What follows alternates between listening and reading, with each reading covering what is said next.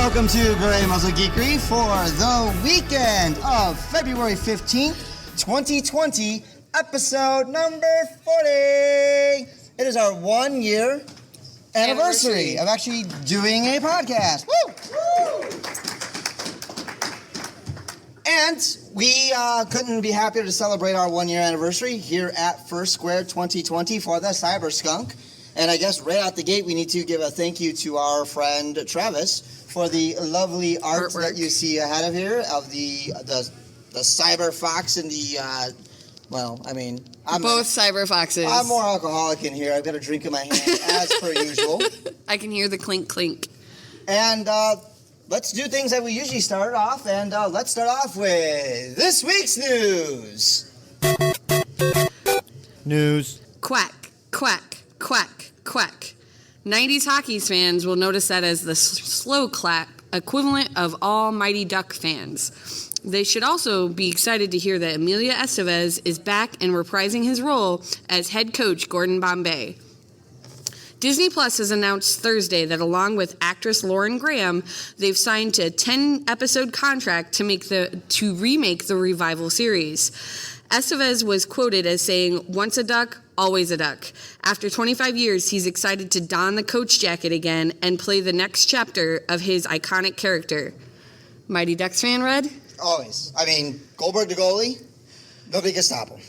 I don't see him reprising his role. The last thing I've read is he's in jail for being a meth head. We all got to start somewhere. I'm just saying. We got something to do. I mean, as a childhood actor, you kind of... only some have survived that. He went the Macaulay Culkin route, but kind of at the other end. I would count myself as a Mighty Ducks fan as well. Kind of my foray into hockey and then loving it as a sport later on. And ironically enough, my first introduction into Queen as a very young age as was We Are the Champions. Yeah, through the Ducks, because it's the We Are the Champions montage at the end with a bonfire. Who didn't want to relive that memory? Well, and obviously that kind of spawned, if I'm not mistaken, your love for Pacey from Dawson's Creek? Joshua Jackson. Joshua Jackson, yeah, who didn't have, Teen Beat, very cute, but you grow out of that. But I'm just wondering in Disney Plus how they replay the Banks role of the kid that always gets kicked out of the team and then brought back to the Ducks. And he comes to save everybody. And it's obviously, reprising the role of Gordon Bombay will be interesting. Now, it'll be interesting to see if they go with more, down the road, futuristic, if he's been...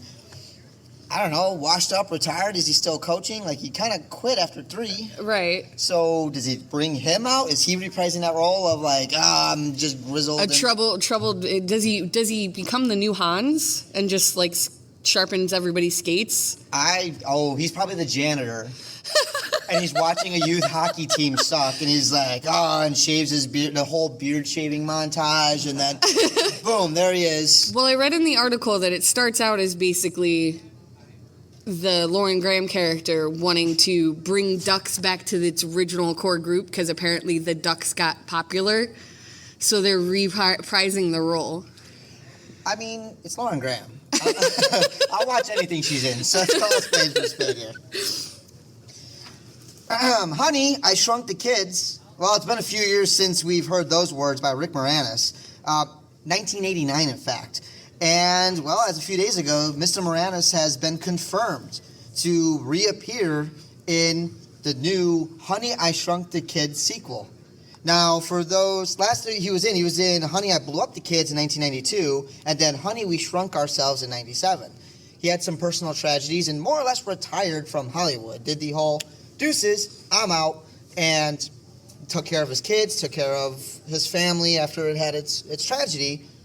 He's back. He wants to come back, and he wants to play, of all roles, back into the Honey, I Shrunk the Kids.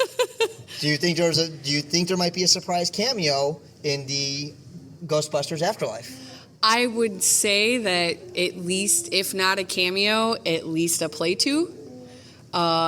Something to reprise that role. I'm really... Well, okay, so let me ask you this.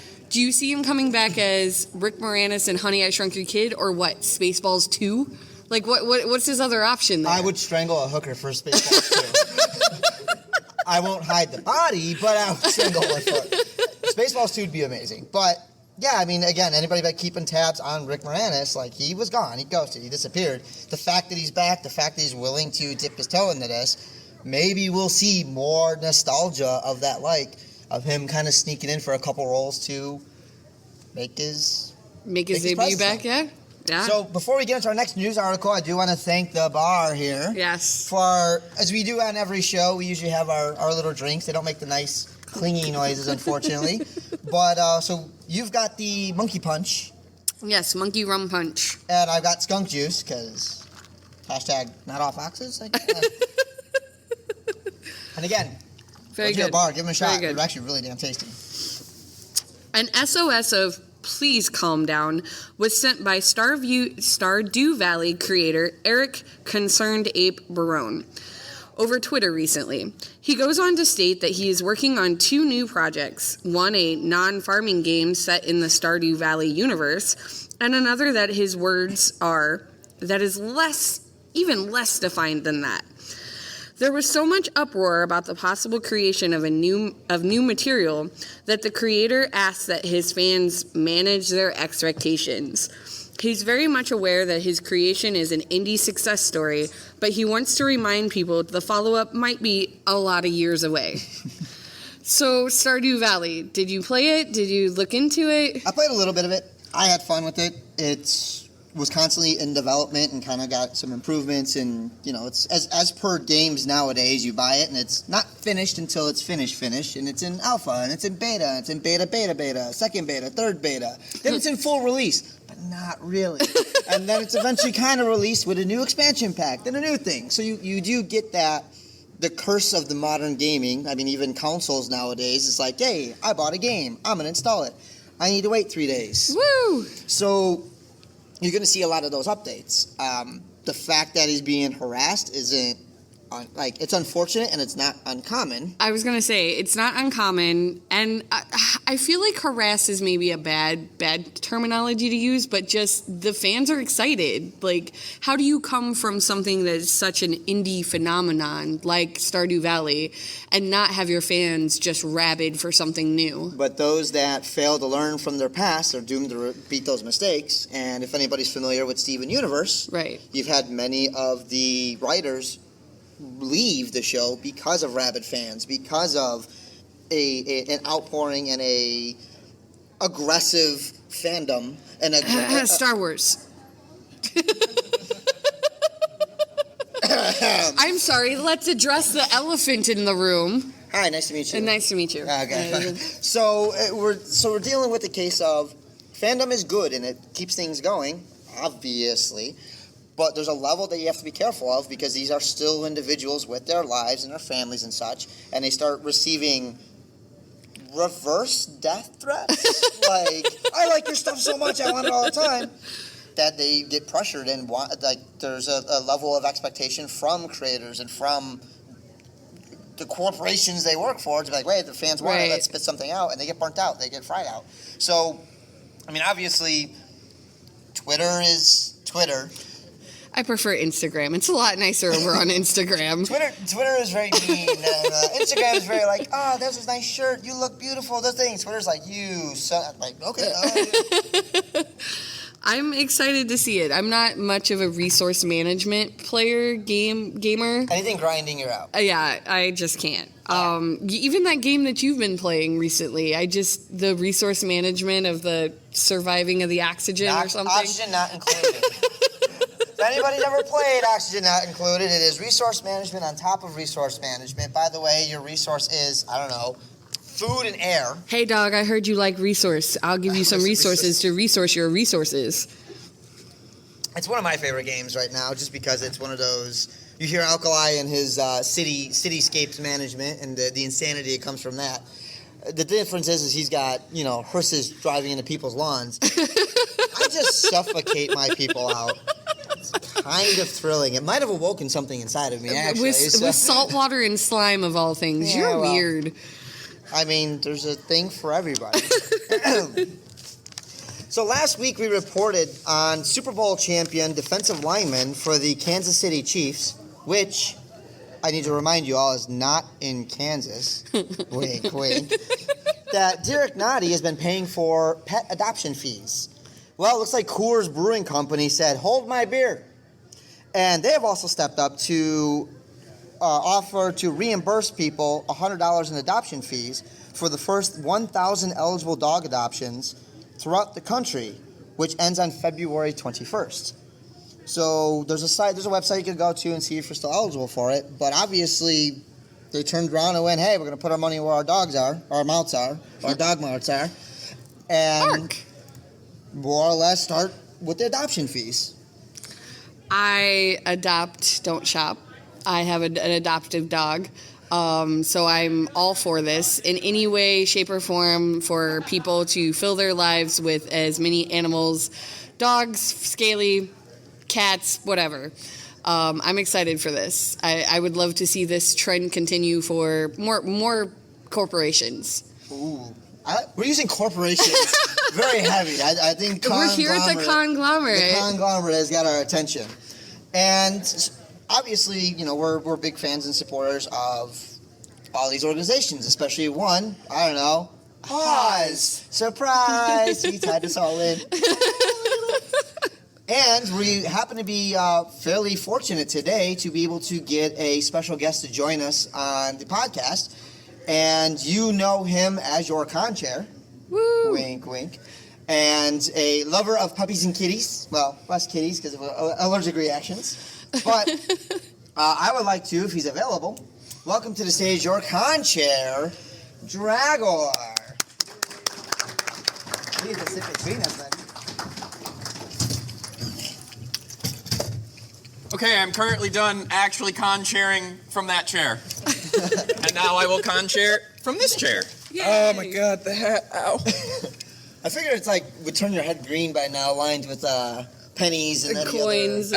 No, my silly little watch ring, because I like shinies, because I'm a kobold, has started turning my ring finger green. There you go. go. Oops. So we had a bit of a funny incident that kind of happened where We played D&D this morning? No, so yesterday I was walking in a con and I found a couple that were manning one of the doors, and just started talking to them. They're an older couple and thought it was interesting, and just started kind of just chit-chatting as I do. And about a half hour into the conversation, realized they were like, "Do you know who we are?" I went, "No, should I?" They went, "Oh, we're Draggor's parents." So since it's not a joke, they are here and they are staff. And I didn't have to volunteer them to do it. Last year, they showed up for a day and a half. They were here on Saturday. And lo and behold, they're hanging out with Dorsai, Mama-san especially. And at the end of that party, they have told me, not only are we coming back, we're working your con. Oh, they didn't check with you. No, they just decided. They reverse voluntold to me. Oh, okay. They voluntold themselves to me. Okay. I mean, parents will do that. You're going to be grounded if we're not at your convention. I think that is the staffing cone. All right. So, Does anyone here not know what a cone is? K-O-A-N? It's a silly turn of phrase that it's like a poem or some such. And the example they give is, if you have ice cream, I will give it to you. If you don't have ice cream, I will take it away from you. And so that's what my parents did to me with volunteering here. So we're going to have kind of some interview questions for you that go down fox noises here. This is why you put me in the middle. I can't flee easily. I have a high prey drive. I chase. So let's get some of the basics out of the way. How old were you when you knew what to really call yourself as a furry? I only say it that way because I believe we all know we are unique. It's just, when did you find a word to define yourself?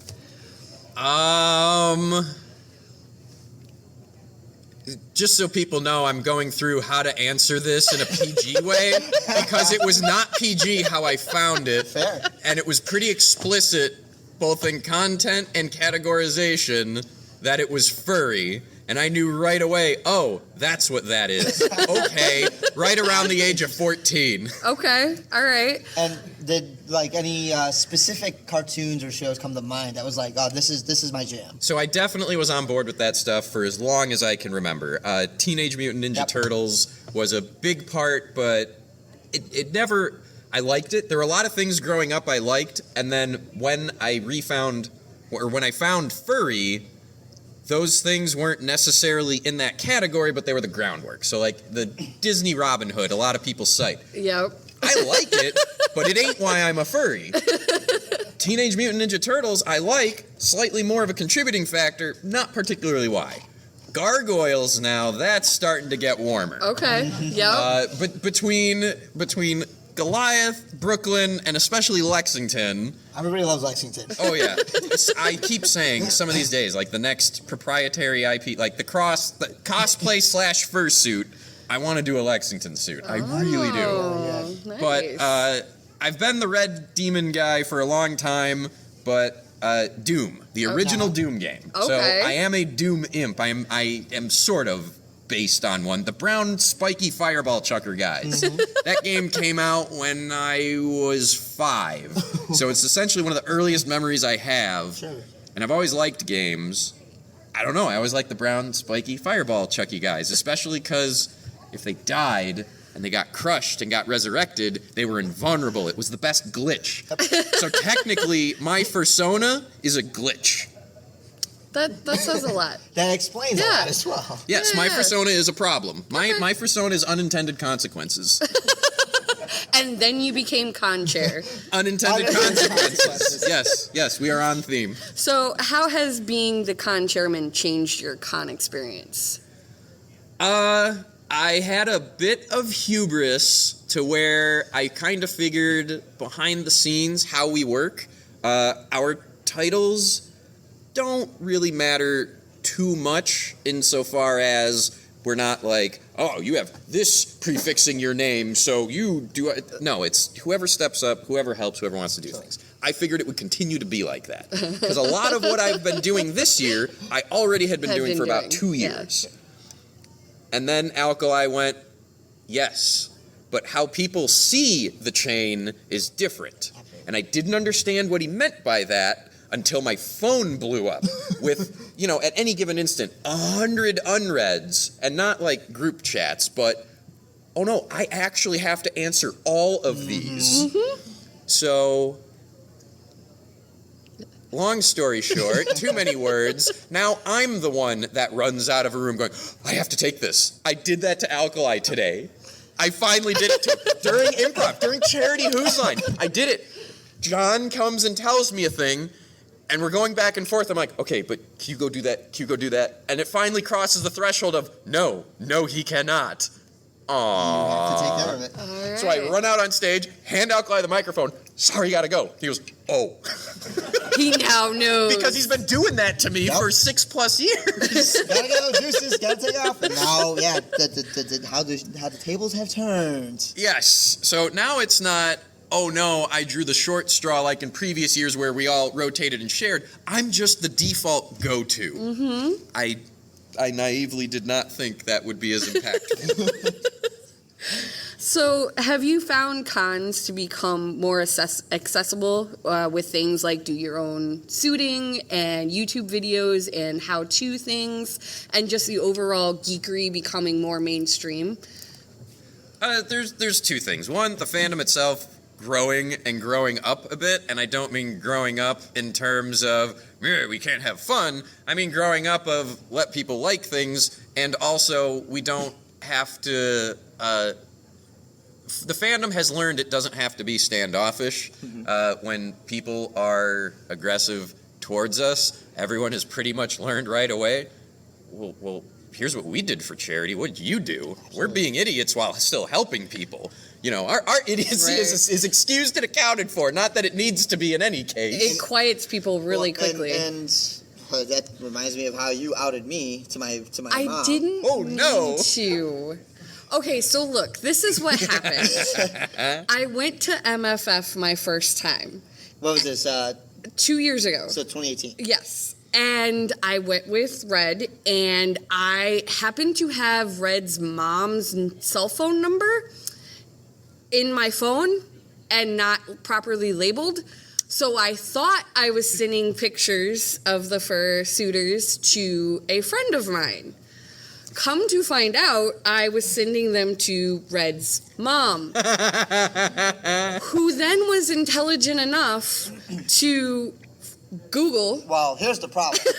She texts me, like, hey, where are you? What are you up to? And I'm not answering my phone. I got it off, fursuit parade, whatever else.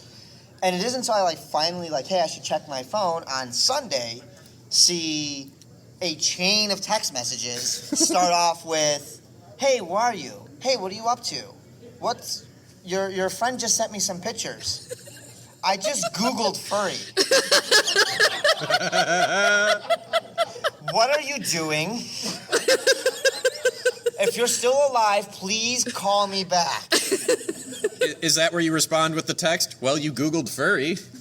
I end up calling her back and more or less go through no, it's not quite what you think. You're gonna Google, so you're gonna get wrong things. But she's like, what did you do over the weekend? And it's a case of, look, I was out with these people. They're like-minded people. We have fun. We like this subculture. By the way, we ended up raising over $60,000 for. So what do you exactly, $60,000 for charity? What do you have to do about it? Yeah, and just like you said, it makes them go, oh wait, sorry, hey, no judgment. My mom has been wearing a tail this weekend, a good one. Yeah, and we get the thing from other subcultures that we participate in that seem to tell us you're a furry, yeah. They throw some good parties. Mm-hmm. Yeah.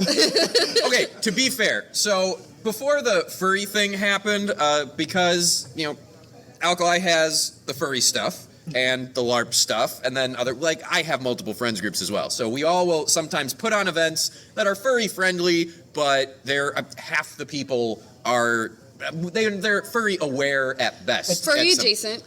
Furry adjacent is closer than furry aware. Okay, got it.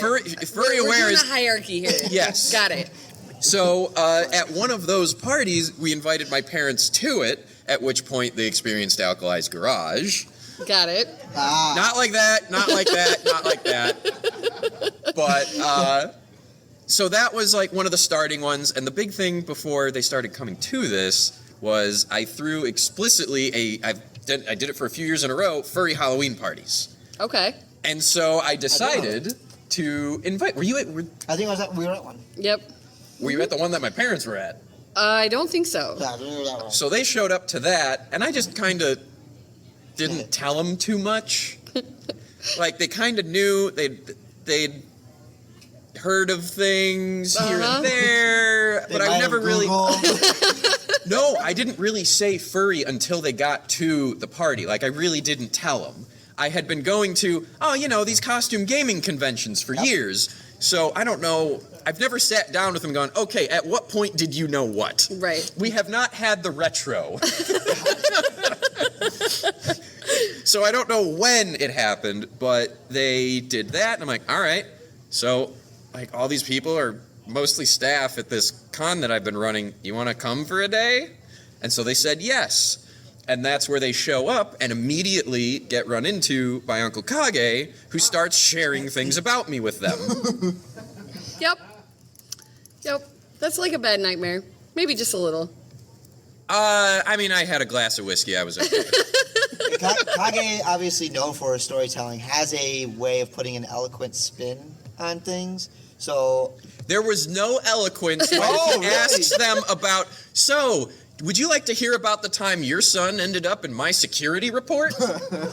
Because back in the day, when I first started suiting, doing the spandex suits, there were open questions as to whether that was publicly okay or not. Got it. And I made it into Dorsai logs. And then those Dorsai logs were brought to Uncle Kage's attention. And that is how Uncle Kage became aware of me. So ultimately, how does it feel to have your parents here? Oh, it's easy and relieving. I don't like hiding things from people, so it's I've been proud of it, But it's kind of... I had suspected for a while it would be fine. It was a matter of, is this the year I decide to confront it? Nah. This one? Nah. Oh, well, we accidentally met up in Vegas with my parents, myself, Alkali, and Xander, and we got really drunk and gambled in Vegas. And from that point on, they slowly got introduced more and more. Okay. Got it. That's They awesome. didn't know we were in Vegas for a furry... The Furry Convention Leadership Roundtable was in Vegas that year. Okay. So like a con chair and 2 or 3 staffers from each con that's part of this, we all gather and kind of problem solve and go, hey, we had this problem. Does someone else have an answer for it? And someone else goes, oh my God, yes. So we help each other like that. It's super cool. And they're like, hey, we're in Vegas. Aren't you in Vegas? I'm like, Oh. So they heard me call Draggor way more that weekend than any other. Got it. They didn't really ask about it. They just assumed, oh, it's a video game name. Mm-hmm. Yep. A video game name. I'm fairly certain my dad at one point said wink, but he didn't wink. Eyebrows. So one of the questions I really like asking some of our interviews here is, how has the community as a whole set you up for success? Well, there's the political answers. So before I officially started talking about, oh yeah, I'm a furry and I go to FurCons, at work. I am out at work. Got it. I laid the groundwork of how to talk about furry to people that either didn't know what it was, didn't want to know what it was, or had wrong preconceived notions. Cough, cough, that damn CSI show, cough, cough. So you learn a bit of how to represent yourself, not necessarily like being your true self, but how to ease people into it so they keep an open mind. And that has served me well all over. Like, if it weren't for furry, I probably wouldn't still be at this current job as long as I have been, because I've learned how to talk to people better because of it. Okay. And I remember, I think on your Twitter feed some time ago, that you had to do a bit of a demonstration or a speak to employees about more or less like PR kind of speaking and talking with people. And as we know from the furry fandom, which has a very high concentration of LGBTQ plus community, it opens your eyes in different avenues and different walks of life. And I do believe you did a talk to coworkers about kind of like PR, or so I say like... No, it was... they're called lightning talks, so you book an hour, hour and a half, and each presenter has at most 5 minutes of presentation time and 1 minute of questions. Maybe 2 minutes, depends on how interested people are. And I did it on pronouns, because I learned and upped my pronoun game essentially through furry. Furry has been in, like, I identify as queer in my own corners of it, but there's a lot I don't know. And furry has been the best educator for it. Because I heard this weekend something I've never heard before, but want to start using. Ladies and gentlemen, neither or nor. And I think neither or both. I latched onto that. I was like, oh, that's so great. I want to start using that. That's fantastic. I forget. I don't remember who I stole that from, but the version of it I do is ladies and gentlemen, both and neither. There you go. Which is, I don't particularly care for ladies and gentlemen, but it's one of those where I have been on stage saying, like, that's just the cue phrase. That's the thing you say. That's what I trained to say, so I don't think about it. So it was easier for me to add 2 more than it was to, like, I still right now don't have, folks, peeps, there's a ring to, ladies and gentlemen, both and neither. See, I messed it up. Let's get to it. I think that's great. But yeah, I did a 5-minute presentation on pronouns, and I essentially credit the entirety of furry for that, because I recall back in time, a long time ago, at one point, I did not even know that trans was a thing. I didn't, like, it was never something I personally ever interacted with, never really saw it in media. My queer experience for the longest time was, okay, I think gay. We'll stick with that. Let's keep things simple. And then it was more complicated. Because you get told, or you get associated in your box, or to be in a box, and to be here, and that's just something you're learning The out. only boxes furries care about are the cat furries getting in the cardboard boxes. After that, everything's a spectrum. It's a gray area, and it's whatever. And so, do we see furry as it continues to grow, being almost the leaders in terms of education at front? It's a community that you've seen that's kind of grown out of, I don't want to say misfits, because you get the same thing with gamers, you get the same thing with LARPers. I'm big in the LARPing community, but you get into that level of the education through first-hand experiences. You get the first-hand. You get people from out of country, people from not very blue slanted neighborhoods and areas. Can I go galaxy brain on y'all? Go for it. Can I go galaxy brain on y'all? Yeah. Okay, so furry essentially accidentally became the prototype of what I think where pop culture is going universally. The mega blockbuster was essentially gatekeeping by movie studios. The big AAA video games is gatekeeping by EA and them deciding what people will get to play. Indie games have started to crack that. If you can now just make a game on a computer that doesn't cost a ton of money and do that. So where Pepper Coyote has the greatest term for this, and I'm blanking.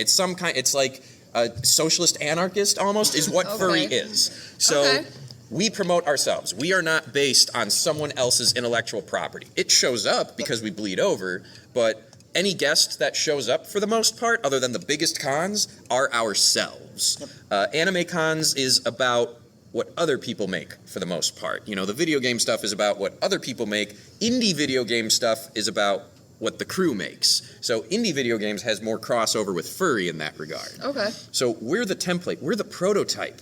We don't need anyone to tell us what's cool. We decide for ourselves. A crazy popular artist is only actually crazy popular because we all kind of went, yeah, that's cool. Disney did not tell us, hey, look at this thing we made. There's hundreds and thousands, if not more, of artists and suit makers and all of these artistic and creative people just doing their thing, and it's out there. So that is the most freeing thing ever. Hashtag boo capitalism. and actually some of our friends even said it's a very punk rock mentality. Absolutely. It's a very Absolutely. punk rock. We create this is ours. And we get into some of the funny things about it because you also run into an interesting dichotomy because you do run in the question I guess I could pose to you is, so do you have any suggestions for those and for these listening and whatnot to bridge that gap in terms of conversation? Because you do notice in times when you're at specific conventions, an anime convention, I can approach you randomly and be like, hey, I like Cowboy Bebop as well, or I like this show. Star Wars, you know what, I think the Mandalorian is as good as this. Furry, you do run into the issue of like, I like foxes too. And then long pause. So to me, it's actually the greatest part, and it's where the fandom, as far as convention running goes, has the most to grow in my eyes. And it's what you just said. Furry is not actually about a thing to do at all. It's a vague general interest, and it just so happens the way we as furries came together have this social currency that comes with it, which effectively is let people like things. Mm-hmm. So that is how I bridge the gap. If someone wants to ask, I'll give them the spiel of, well, people like stuff and they get to be themselves and it's not based on anything, and it's the easiest way for anyone to have a blank slate and be their most true authentic selves if they want to be. So, and people go, oh, that was higher tier than I was expecting. You hit them from left field when you go like that. But, so, you guys heard it. I did a radio interview a couple of weeks ago with a Milwaukee radio station where I said essentially that, and they engaged with it. And more people these days are engaging with it. Mm-hmm. Because when you explain things like that, all of a sudden they're like, oh, this person understands a bit of the subtext of what's going on. So if any of you can speak to that regard when you're talking to a non-fur, are they still called mundanes? I don't like that term, but it's funny to me. It's not that non-furs are less interesting than us, but they're more likely to be weirded out than we are. Right, exactly. We're exposed to a lot in that. Well, that's a good thing because of that exposure. We're exposed to so much that because of our fandom, our community is allowed to kind of branch out in different ways. we have a musical interlude for ourselves, in such a way to kind of branch out like that, we have the ability to. I know. No, it's great. All that happened, we all heard it, and then it was when multiple people saw me doing this. It's like, and we'll start walking over. I'm like, oh, if that's the type of power this gives, okay. Easy. The power of life or death is in my hand. It's not life or death. It's just saxophone 10 feet that way. Saxophone. Saxophone. Yeah. But so ultimately, you're dealing with the ability to dance within different communities. Almost, you're able to do the waltz. You're able to do the anime waltz, the Star Trek trots, and foxtrot, and do all these dances with different communities. Because furry kind of has that whole vibe to it. They'd be like, hey, I could go and talk to this person about this and then dance into something else. It's something that we almost take for granted sometimes and forget, because a lot of our own, again, between podcasters, Draggor show as well, which will be on in about an hour, wink, wink, our own musicians, our own animations studios and animators, our own comedians, our own... To the point, we have our own comedians with inside jokes that even we just go, Well, and it's interesting you bring that up. And this year at FurSquared is continuing a trend I noticed, especially at Anthrocon this year. At Anthrocon, any audience asked, hey, is this your first time at Anthrocon? They'd raise their hands. All right, keep your hand raised if this is your first FurCon. All right, hands up, and keep your hands raised if this is your first in-person furry thing, as in hadn't even been to a meet. And any given room, a quarter to a third, sometimes a half, were first-timers. Wow. And that's happening here. It's happening at MFF. The fandom is getting a huge influx of fresh blood that also doesn't know our inside jokes. They're just, furry, or furry art, or fursuits. Like, they're here with the basics of what you can see easily, but they're coming in blank with none of their own context or in-jokes, which is overall a good thing because it forces us to keep our stuff fresh. Or you get outdone by their new jokes that they start coming up with. Yes. And their new creations and their new ideas. And it's things that we don't see that go, oh, it forces us to adapt. It forces us to change. And obviously our show focuses on the nostalgia, but it does touch on the fact that, I mean, I don't know about you, I definitely got picked on when I was a kid for a lot of the gaming stuff and whatnot. You see a lot of that, like, going away because it's so mainstream, it's so knowledge, it's so common. Every kid likes Pokemon. The nerds won. Yeah, absolutely. And asterisk, not quite, but like in general social standing, a lot of people like to rag on Disney and the Disney machine and the Marvel movie machine.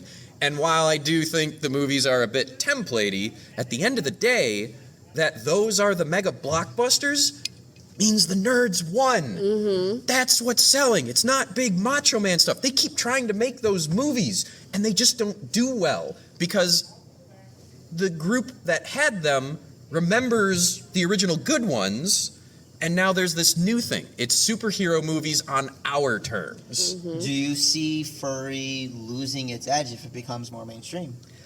The biggest question in terms of future of furry I have is here and there, corporations do try to dip their toes in, and they find out they're woefully unprepared. So either, like, they do a 180 tail between their legs because they got too many Tony the Tiger comments on Twitter. I mean, which Sonic, I don't necessarily Sonic condone is the perfect that, example. But that's weird. That's a little bit different because that's video game and furry stuff. Sure. But no one owns their stuff. The people see the profitability in it. I'm about to bring up an adult topic. There are regular artists who like to do their fantasy stuff, anything or what have you, and the way they pay their bills is they have alter egos online specifically for drawing adult furry commissions because that pays the bills. Mm-hmm. Sex sells. It's not just that, but yes, that. Sex sells. Because it's not just... Why do people pay for that, but they will pirate or torrent or find all the free other adult material that they want? The other adult material was made by other people for who knows what. The furry stuff is for you. It is catered. Nothing in society, for the most part, is. The machine at large tells you, you're going to check out this thing. You're going to check out this thing. Oh, we'll give you an option of these 3 things, but you had no say into the creation of them. Furry, everything from G-rated to, the end of the alphabet over there, can still be catered to you. So, and that's a huge draw. And corporations, like, by their nature, want to control that, and they don't know how to deal with the fact, like, society doesn't know how to deal with the fact that furry has more social autonomy than just about any other group. Yeah, absolutely. I think that's one of the reasons why I was drawn into the fandom, was just because the creativity is, you can have a deviancy from any culture you have. If you can look at it and go, no, I see it for the beauty or the art that it is, and then you move on. You don't continue to get offended by it or something. Just see it for what it is. And I feel like furries do that really well. And they just see it for what it is and then move on. I actually had to do the big code of conduct update I did for FurSquared Thursday night because someone said, hey, can we get a check on this? So I went and read through, and I did have to update it. I am FurSquared, conglomerate. We are fine with varying degrees of what you want to wear as just clothing or costuming is fine. I had to specifically add in that pup hoods were fine, because that is our stance. No one's doing anything with it. No one's whipping each other in public. Right. It's a pup hood. It looks cool. Listen, if it's on Masked Singer, I think it should be allowed anywhere. What? Wait, there was a pup hood on Masked Singer? Uh-huh. Do we know who was under it? No, it was on the ad. Spoilers for season 2 if you haven't seen Masked Singer, because that's become our guilty pleasure. For season 2 Masked Singer, you had Ed Doberman. The Rottweiler. The Rottweiler, who was actually revealed to be Chris Daughtry, and I knew the singer.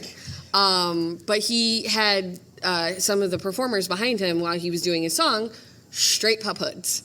Like almost the first weekend busted out. And now, we were do you like, think that was they're aware, they're socially aware, and they did it, or it was just some CEO going, just get costume dog masks? Somewhere, someone said we need a bunch of dog masks ASAP, and there was a local shop that went, we got pup hoods. I would like to think there might have been a secret furry on staff that went, Who did we just find that basically isn't, it's strongly looking like Daniel Radcliffe may or may not be a furry. He's very much aware of it, like he's tweeted about it and things. The one thing I wish furry would do a little bit less, and it's because we promote ourselves, and it's the going crazy in terms of seeking approval from popular non-furs. I appreciate it. I like it. I think it's important for cross-pollination, but the worship factor, and I understand why, because if you have been through bullied, picked on, or what have you for being a furry, and then a notable non-furry goes, yeah, they're cool, that's good representation for you. But I don't know, sometimes I feel like it goes a little bit too much, and I just want to tell people, yeah, that's awesome, but it's about you, not them. Like, I want every furry to understand that it's about you, the individual. That's how this weirdness works. As soon as you step outside of that, it gets a little crazier, a little weirder. And it becomes less valuable, in a way. It becomes less affirming, because at that point now you're relying more on somebody else's, a level of hero worship of, cool, this person recognized me. Okay, but what are you doing for yourself? What are you trying to represent? Why? I mean, ultimately, you want to be your best self. So, what is your best self? Yeah. Is it just a represent? And I guess this could go to another question. Through the character of Draggor, what specific traits maybe you grab that you present into your real life? Like, is it a stage presence has given you a level of confidence into? It's changed a bunch. So here's where I get to throw the name Draggor, the Doom Imp, the fursona, all of that was all created before I officially learned the term furry. Genuinely, it was a Dungeons and Dragons character. Okay. And it was meant to be the me person. I didn't realize I made a fursona. I then found furry doing other things we won't talk about, and I went, wait a minute. I'm done. I have this. So then I would try writing up descriptions, and it's like, oh, now I got to get art and things. And around getting the art, the description was misinterpreted, and that's where the red character came from, and I just ran with it. So that character was essentially kind of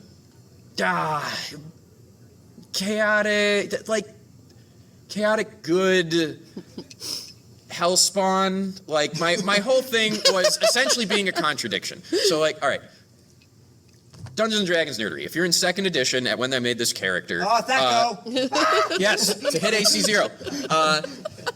There are demons and devils in the mythos, and demons are always chaotic in alignment, so they're like chaotic evil, and devils are lawful evil. Yep. So like deal with the devil, pact with the devil, that's their thing. And then they have their whole mythos of evil, law, and chaos fighting it out. So I was fascinated by that. So of course I made a demon that was lawful evil, because I have to be a contradiction. That's just my running shtick. I always come back to it.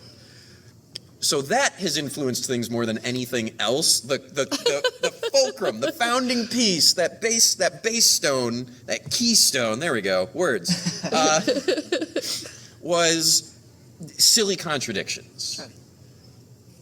And it's funny because somebody who, again, I'm a LARPer, and one of my friends here, Bada, actually made the joke of, when it comes to a major nerd off, like who's more nerdier, there's 4 easy words that will end the argument, and it's usually I LARP, my fursona. Because the fursona that I created in mid-90s, and that was all Star Fox and do a barrel roll. I was a big Star Fox. The Super Nintendo Star Fox came out, and I was like, holy crap, this blew my mind. And I was a big SNES fan. Star Fox is a cool character. It's cool, and I got into foxes. I like the creature. Again, dog hardware, cat software. Like, I just love that. So I started creating this character that was going to be, and oddly enough, he started off as a bard, and then eventually morphed into a rogue. And now you're back to being a bard. And I've learned from a friend that bards are just rogues that outlive their usefulness. Like, rogues do the adventurous things, and rogues do the dungeon crawling and diving through traps and dungeons and picking locks and doing all the dangerous stuff. Bards just talk about what they used to do. So I kind of gotten to that point of where, like, I don't do as much as I used to. I still LARP to this day, but I've slowed down a little bit. I got a little older. I got some knee injuries, and I recover on Thursday instead of Monday morning. Yeah. So you start getting that aches and pains. Drink water, everyone. I need to do Water's that. your friend. Not enough, no. So you get into that situation where you start developing your character, and you start getting traits, as you're saying, that you don't realize. That you start getting levels of self-confidence. You start getting thinking on your feet. You start thinking outside the box of things of like that you can almost take into your, well, not only almost, you actually take into real life and real world of going, no, I know how to deal with this person. I've dealt with them, something like this. And it could be something as heavy as there could be some sort of health issue, or there could be something about their life that we don't know. So we become sensitive to their style, their lifestyle, whatever their ailment or whatever their life is. We look and go, okay, we become more willing to listen and willing to do as that we could do to help, and basically not seem to just placate them, I guess. Or so you do run into that issue. Like, okay, cool. So I mean, ultimately, I guess we'll kind of wrap this up a bit of anything that you want to, as con chair, but as yourself, of advice you could possibly give these geeks that come in, because again, your parents, I had a lovely conversation with them, that they come from, your dad was the first to tell me, it's like, yeah, seeing the community and seeing the culture and seeing the acceptance of the chosen family, the family that they choose, it really made him, as he said, do a 180 on his view of everything. Yes. Do you have any words for any of our listeners at home or anybody here that would kind of piggyback on that in terms of the positivity that these cultures and these communities bring forth? I do talk about that, especially like right around when I specifically said furry, the word furry or furcon at work. There was definitely some interesting conversations there, and the chosen family aspect is pretty big. I'm very lucky that my day job has an inclusion and diversity group that was put together. So we have, if people are not out of the closet in any way, shape, or form, no one has any particular suspicions or what have you. A lot of people at this job, even if they are in hetero partnerships, say partner, not necessarily husband and wife as much. So I lucked out that we have that there, and that saying the family thing of like, oh, well, all right, you're a married dude with 2 kids, and you're just learning about this for the first time. And I'm like, all right, are you aware that it's unfortunately not uncommon for a queer person to either get kicked out of their house or need to leave the house or not have any support because of that, something they cannot control? And then people go like, oh, yeah, it sucks. I'm like, furry is not only welcoming, furry is where we open our arms and go, not only are you welcome here, talk to us. We're going to be friends with you. Hey, well, we'll help you get a job. Oh, we'll help you find a place to live. You can have this couch for a little while. Furry does this to a level that is utterly astounding to the world at large, which to me is unfortunate. However, we're continuing to grow and people are learning about us more, which means they're learning about all the good we do. So I'm in furry for my own reasons because this is where I can live and be comfortable, but I'm also in it because I continue to see and get to spread what everyone has made me comfortable, so now I get to pay that forward. So everyone should remember that not only do you get to be yourself, you get to help someone else be themselves. I think that's absolutely perfect to go on. So again, I want to thank you, Draggor, for coming on the show and talking to us. And then we're going to close out. And actually, I'll let you close out this week's show with a little quote from our friend Travis. Again, our lovely artist. He actually had a random when we made the show. So this is our quote. Let's close it out here. We are all geeks. To be otherwise may very well mean to live without passion. Good Thank you night. very much. Good night.